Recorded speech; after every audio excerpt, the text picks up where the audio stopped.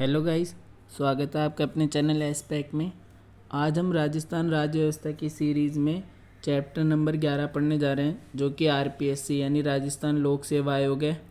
ठीक है भाई, जिस प्रकार राष्ट्रीय स्तर पर यूपीएससी यानी केंद्र पे संघ का जो प्रावधान दे रखा है वो यूपीएससी का, यूनियन पब्लिक सर्विस कमीशन का, उसी प्रकार हर राज्य पर अपना अपना होता है। तो हम राजस्थान राज्य का पढ़ रहे हैं, इसलिए आरपीएससी, जैसे बिहार होगा तो बीपीएससी होगा, मध्य प्रदेश होगा तो एमपीपीएससी, इस तरीके से सब राज्यों का अलग अलग होता है।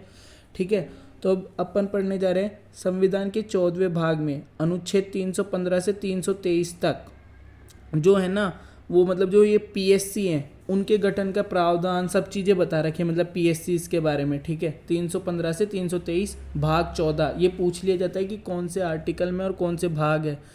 ठीक है, तो अपन पहला पढ़ते हैं कि अनुच्छेद 315 व 315(1) क्या कहता है। लोक सेवा आयोग का प्रावधान यानी पीएससी, पब्लिक सर्विस कमीशन का प्रावधान दे रखा है 315 और 315(1) में।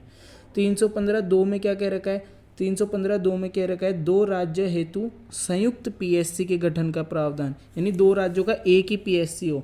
ठीक है, उसके बाद आर्टिकल नंबर 316 में कह रखा है नियुक्ति संख्या व कार्यकाल, नियुक्ति संख्या व कार्यकाल के बारे में बता रखा है 316 में। ठीक है, किन की होगी ये, सदस्यों की नियुक्ति, उनकी संख्या एवं उनके कार्यकाल के बारे में बता रखा है। ठीक है, आर्टिकल नंबर 317 में दे रखा है बर्खास्तगी एवं निलंबन। ठीक है, यानी हटाने के बारे में बता रखा है 317 में।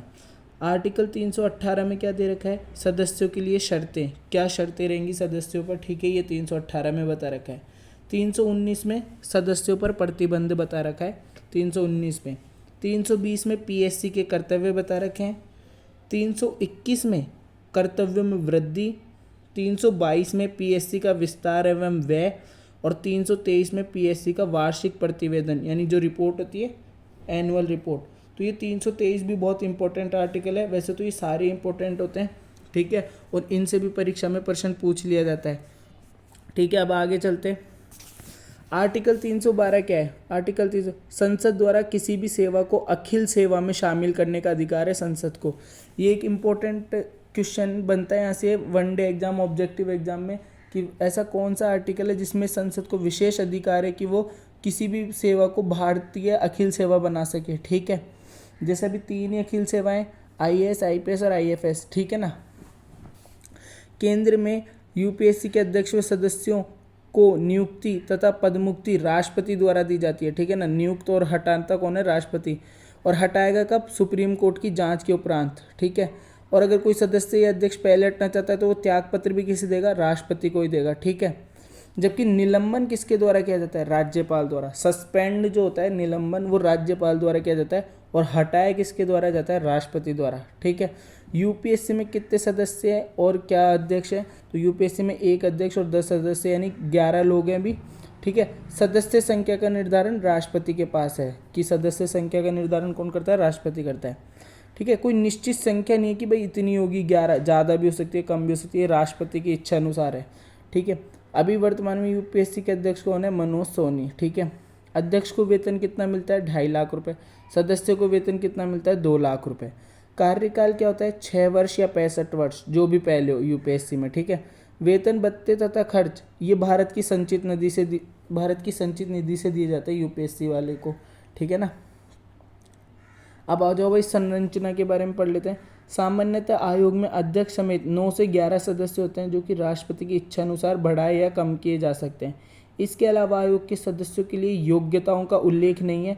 हालांकि यह आवश्यक है आयोग के आधे सदस्यों को भारत सरकार या राज्य सरकार के अधीन कम से कम 10 वर्ष काम करने का अनुभव हो। ठीक है, अब राजस्थान की बात करते हैं। राजस्थान में 1947 से पूर्व लोक सेवा आयोग कार्यरत थे। एक जोधपुर में था लोक सेवा आयोग, जो कि 1939 में था, जयपुर में 1940 में और बीकानेर में 1946 में। ठीक है, यहाँ पे पहले से ही लोक सेवा आयोग चल रहे थे, लेकिन रियासतों के एकीकरण के बाद गठित राजस्थान राज्य के तत्कालीन प्रबंधन ने 16 अगस्त 1949 को एक अध्यादेश के अधीन आरपीएससी यानी राजस्थान पब्लिक सर्विस कमीशन की स्थापना 20 अगस्त 1949 को की। ठीक है, और इसका गठन कहाँ पर हुआ, जयपुर में, 20 अगस्त 1949 को आरपीएससी का गठन जयपुर में हुआ, जबकि अभी वर्तमान में आरपीएससी कहाँ पर है, अजमेर में। तो वो बाद में शिफ्ट हुआ, सबसे पहले गठन जब हुआ था वो जयपुर में ही हुआ था। ठीक है, अब आगे चलते हैं। 1956 में सत्यनारायण समिति की सिफारिश से इसका मुख्यालय अजमेर में बनाया गया।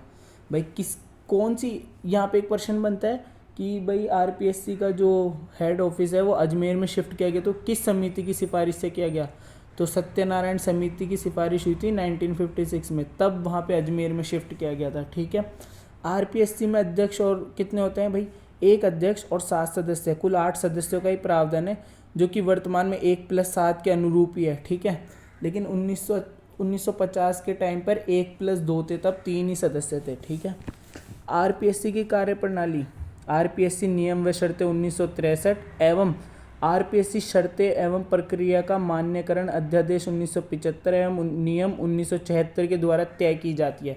आरपीएससी की कार्यप्रणाली जो होती है वो इन नियमों के तहत तय की जाती है। ठीक है, कार्यकाल कितना है आरपीएससी का, 6 वर्ष या 62 वर्ष, जो भी पहले, जबकि यूपीएससी का था 665। ठीक है, जो भी पहले हो।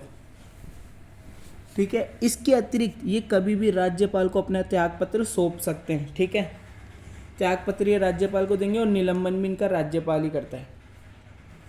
राज्यपाल आरपीएससी के किसी भी सदस्य को कार्यवाहक अध्यक्ष नियुक्त कर सकता है। कब कर सकता है, जब अध्यक्ष का पद रिक्त हो, जब अध्यक्ष अपना कार्य अनुपस्थिति या अन्य किसी कारण की वजह से नहीं कर पा रहा हो, तो वह किसी भी सदस्य को कार्यवाहक अध्यक्ष नियुक्त कर सकता है राज्यपाल। ठीक है, पद मुक्ति, भाई पद से हटाएगा कौन, केवल राष्ट्रपति द्वारा, राज्यपाल नहीं हटा सकता है आरपीएससी को भी। ठीक है, आरपीएससी के सदस्य अध्यक्ष को नहीं हटा सकता राज्यपाल, राष्ट्रपति हटाएगा। हटाने का कारण क्या है, वही कारण है जो यूपीएससी के अध्यक्ष व सदस्यों को थे, जैसे दिवालिया हो गया, लाभ का पद, शारीरिक व मानसिक शिथिलता हो गई, या फिर संविधान के कदाचार, अक्षमता करी उसने, मतलब जो सुप्रीम कोर्ट की जांच होती है ना आर्टिकल 145 के अनुसार, उसमें दोषी पाए जाने पर हटाया जाता है। वेतन व भत्ते कितने, राज्य सरकार की संचित निधि से मिलता है वेतन व भत्ते, अध्यक्ष को मिलता है 2.25 लाख रुपए और सदस्यों को मिलता है लगभग 1,82,200 रुपये के आसपास। ठीक है, नियुक्ति कौन करता है, राज्यपाल करता है, और इसमें सीएम की सलाह भी शामिल होती है। ठीक है, अब आ जाओ आरपीएससी की स्वतंत्रता के बारे में। देखो, पदावधि तक काम करने की सुरक्षा होती है, ये एक स्वतंत्रता है, उनके पास पूरी सुरक्षा है, जब तक वो पूरा कार्यकाल पूरा नहीं हो तब तक काम कर सकते हैं।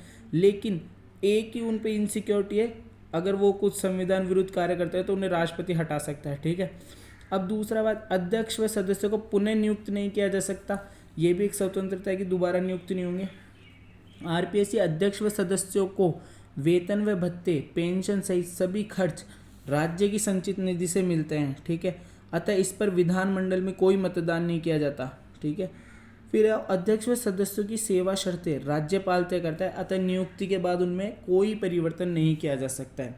ठीक है, अब आ जाओ कार्य, आरपीएससी के कार्य के, ये राज्य स्तरीय सेवाओं में नियुक्ति हेतु परीक्षाओं का आयोजन करवाता है। जैसा आपने देखा होगा, आरपीएससी एसआई की भी परीक्षा करवाता है, आरएस की भी करवाता है, प्रोफेसर्स की भी कराता है, एएसओज अलग अलग लेक्चरार होते हैं उनकी भी परीक्षा करवाता है। ठीक है, कार्मिक प्रबंधन से संबंधित कुछ विषयों पर परामर्श देता है। अब कौन कौन से वो विषय जिन पर ये परामर्श देता है, जैसे सिविल सेवाओं में सिविल पदों हेतु भर्ती की पद्धतियों से संबंधित सभी विषयों पर ये परामर्श देता है। सेवा प्रोन्नति, विभाग अंतरण आदि के अनुसरण में भी ये अपनी सलाह देता है।